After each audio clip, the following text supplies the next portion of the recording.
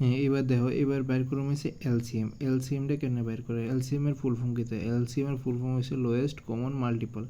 Actually LCM আমরা অনেকটি নাম্বারে বাইর করতে পারি, ঠিক আছে? মনে করো 2টা 3টা 4টা 5টা 6টা যাই হোক। তো মনে করো কথার কথা আমি প্রথমে 2টা নাম্বারে এলসিএম বাইর করুন, সেরকম এরপরে 3টা এরপরে 4টা।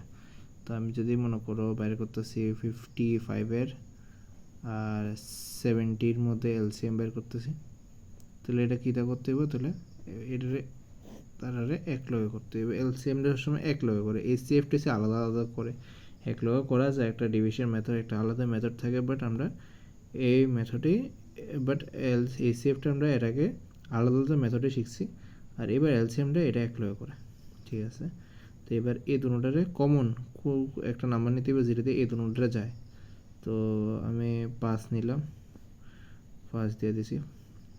5 একে 5, 5 একে 5, 11 হয়ে গেছে। এবার এবার 5 দিয়ে সেটা 70 আমি দিলাম। 70 দিলে বাইরে হয়েছে এ 5 একে 5, 4 5 20, ঠিক আছে? এবার এদিকে দেখা যাইতেছে যে এবার এ দিকে একটা এমন একটা নাম্বার এক হচ্ছে, এটা আছে, এটা আছে। এবার এটারে তো আওয়া যাইতো না, মানে এই দুইটা এমন তো নাম্বার নাই যে এই দুইটা এক লগে যাইব। তো আমরা এর দুটো রেখে দেবো।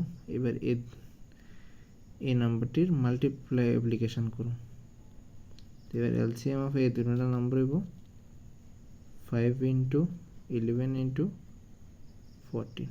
এটা হচ্ছে এই সবটির এলসিএম বেরিয়েছে, বোঝা গেছে?